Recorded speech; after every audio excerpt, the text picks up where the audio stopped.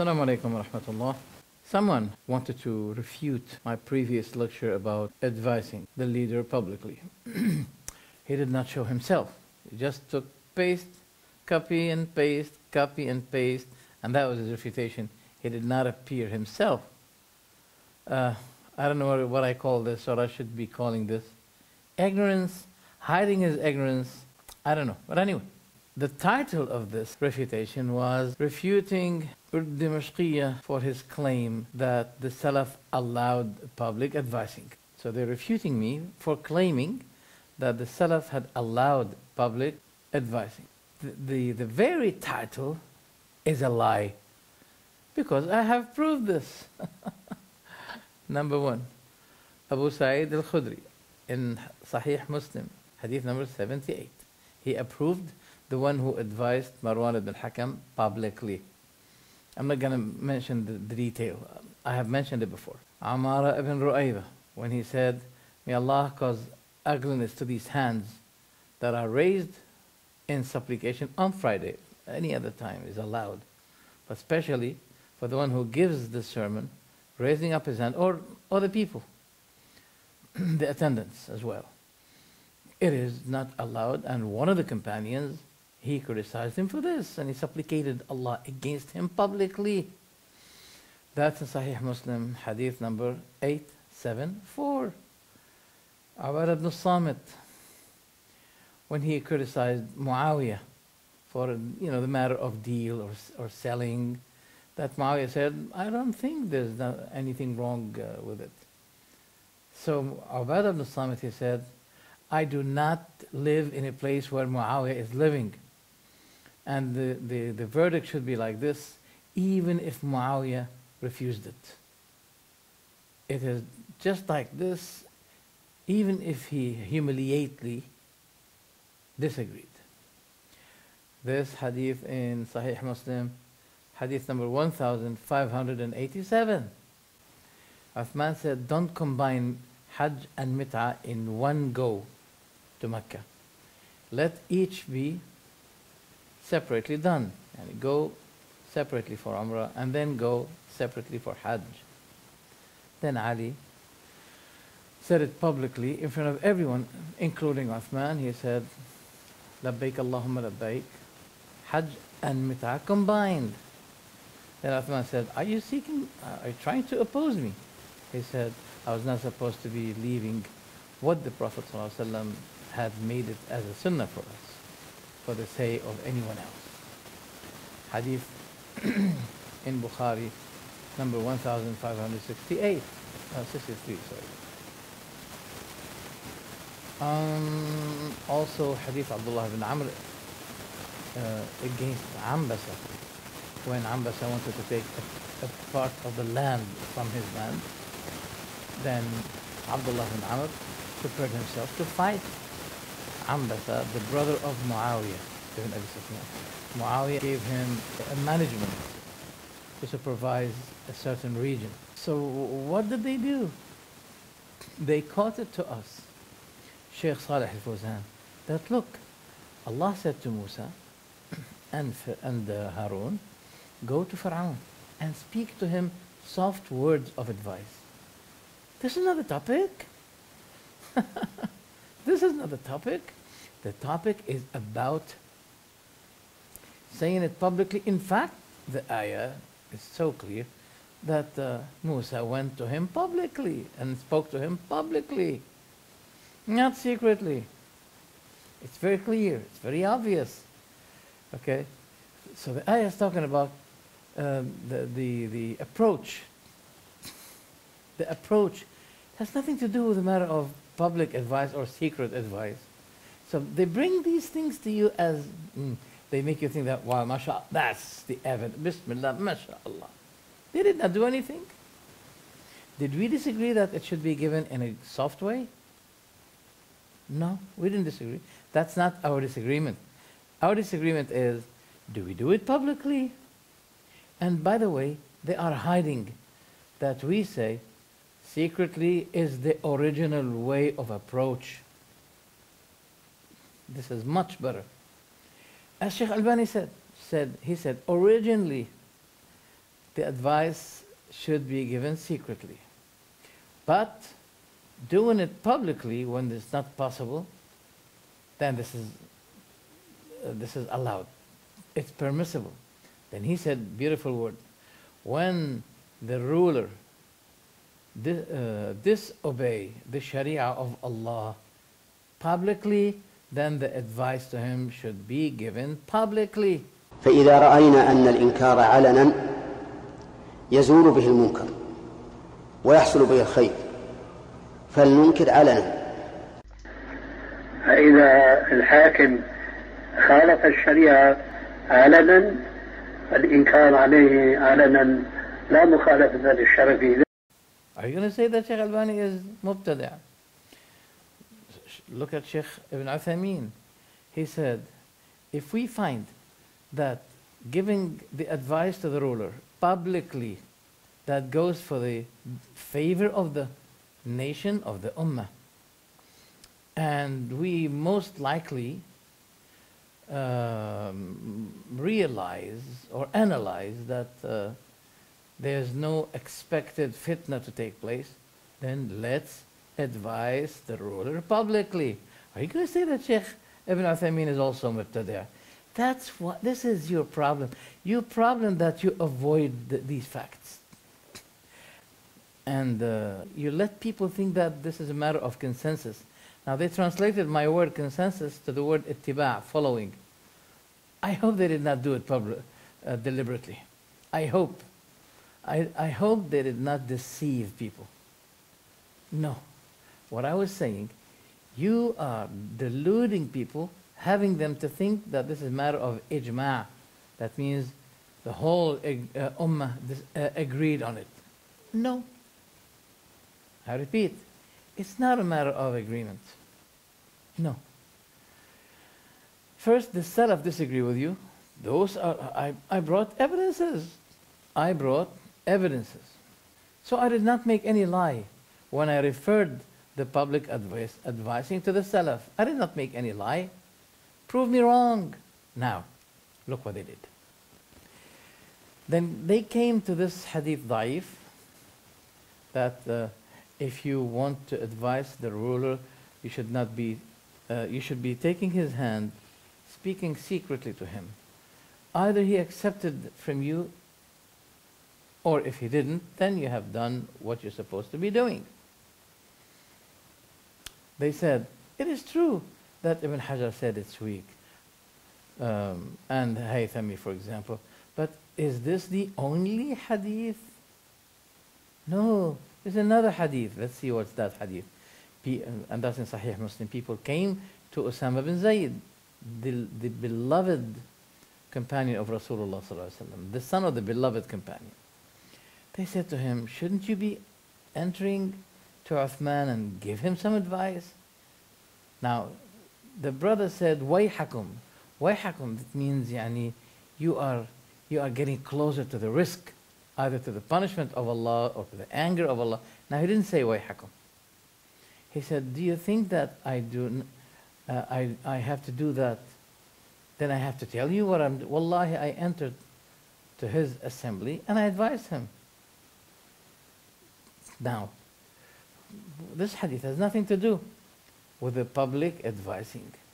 Yes, he's showing that he gave advice secretly. Did we disagree with that? Did we say, no, that's not allowed? We do not approve this? We deny it? We said, advising secretly is better, is the original approach. But when it is not possible, then we can do it publicly.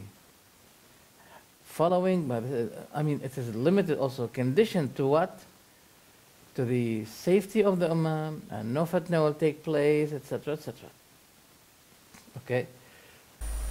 In the aqidah of Ahl Sunnah, that there's difference between the general advice and the instant denounce or reproof or blame or criticism. And that is when we see the ruler is engaged with a sin that opposes the law of Allah publicly, then the criticism should be presented or conducted publicly.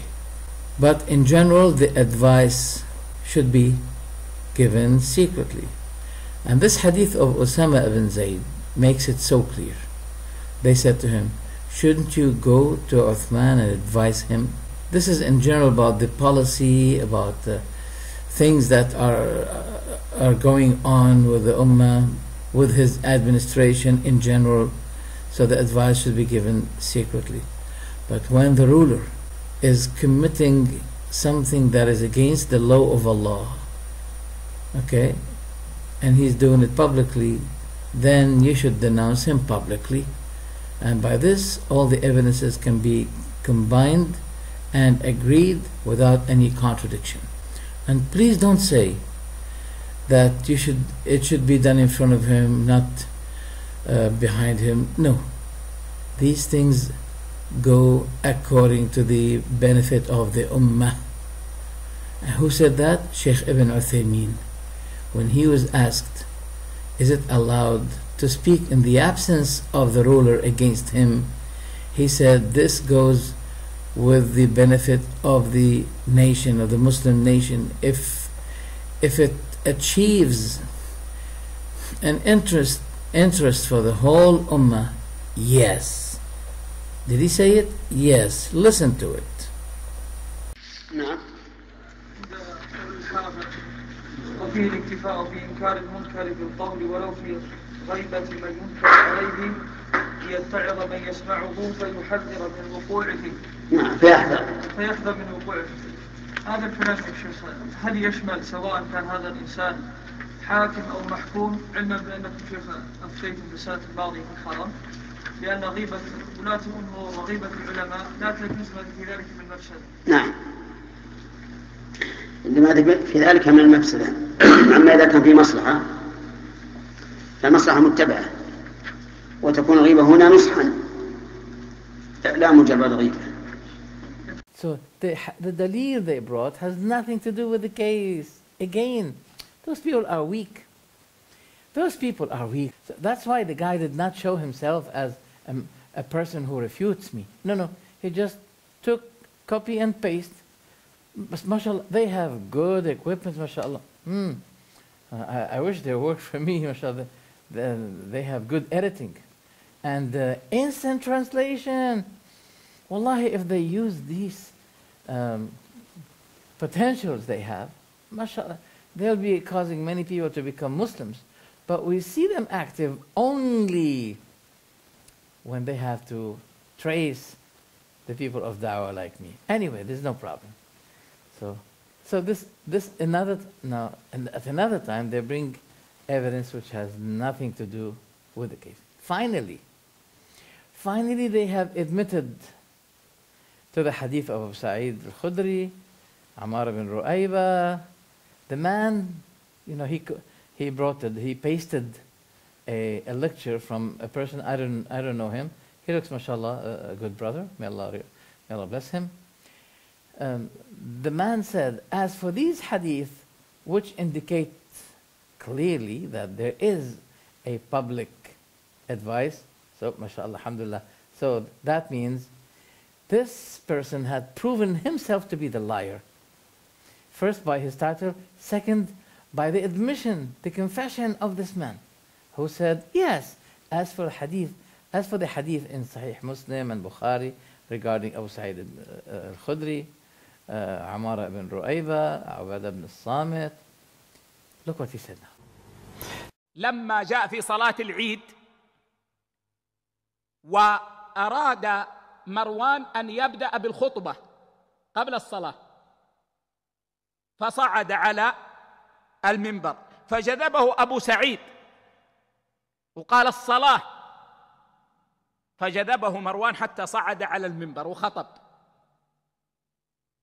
ثم إن أبا سعيد بين له أن السنة أن الصلاة قبل الخطبة في العيدين، فقال إن الناس لا يجلسون لنا، يعني لو صلينا مثل ما نرى الآن في كثير من الناس في صلاة العيدين يعني يقول لو صلينا ثم خطبنا ذهب الناس بعد الصلاة مباشرة ما يسمعون الخطبة، فأنا أردت أن يسمعوا. طبعا هذا خطأ، لكن الشاهد هنا أن الحضور عقلاء وولي الأمر موجود وأبو سعيد، فهنا أنكر عليه علنا. He said, yes, those people have given a public advice because the assembly is consisting wise people, magnified people such as Abu Sa'id al-Khudri. Okay, so people respect him. So he's saying to you that there is no fitna expected because those people are consisted in the assembly. Otherwise, it is not allowed.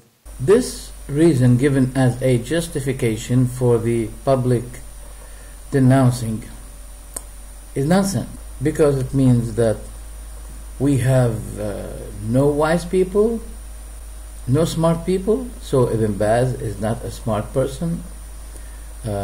Sheikh Fawzan is not a wise person. So therefore now it's not allowed because there is no wise person. There's no good scholars. It's not true. This is nonsense. And also, it freezes the application of the hadith of Rasulullah. Whoever among you saw an evil, then he should be denounce it by his hand, or by his mouth, or by his heart. So are you telling us that we should not be denouncing the evil that we see in front of our eyes? If the evildoer is a ruler, that has nothing to do with Islam.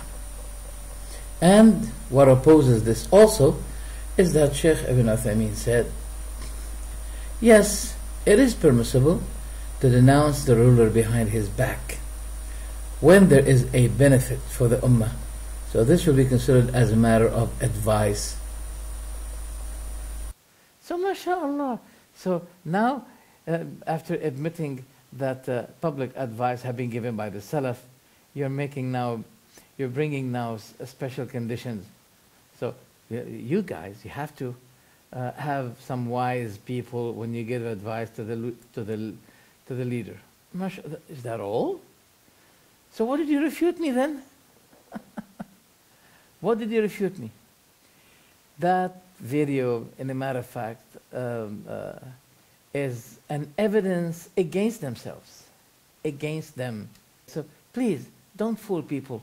Tell them that this is a matter of consensus. Please, tell the translator not to translate the word consensus to ittiba'. No, ijma'. So that you have no consensus. You have no agreement. The Ummah did not agree. The Ummah is agreeing about taking the whole issues together. Don't deny next time that the Salaf had publicly advised. Otherwise, you are making a lie. Shame on you. You claim to be following the Salaf, and you are denying what the Salaf did. Prove me wrong. Tell people I lied. So that's why I have to say again, from the title of your refutation, you made a lie. And from the scholars you brought, they proved you a lie. And from the quotation you brought from Sheikh Fawzan was talking about the softness when you give a lecture. Well, the softness when you give advice, okay? Don't broadcast your refutations, on Twitter, etc. That's what he's saying. Well, we respect what he's saying, okay? And this is best. We agree. Please, we agreed on the secret advice to be the original. We are more tolerant. You are denying that the Salaf had done public advice. So why do you have to deny? So we are more tolerant than you. You have no knowledge. That's why the person who refuted me did not show himself at all, not even for 1 second. His name is Bakhit Wahibi. I tried to look for his face. I googled his name. I think I found him. But I expected him to be more, to have more guts to have the guts on facing when he refutes me. Show yourself, give an answer, refute me personally. But you don't have the courage, you don't have the guts, because what? Because you don't have the knowledge. By this video, you have proven that you are weak and that you have no evidence. Wassalamu alaikum wa rahmatullah.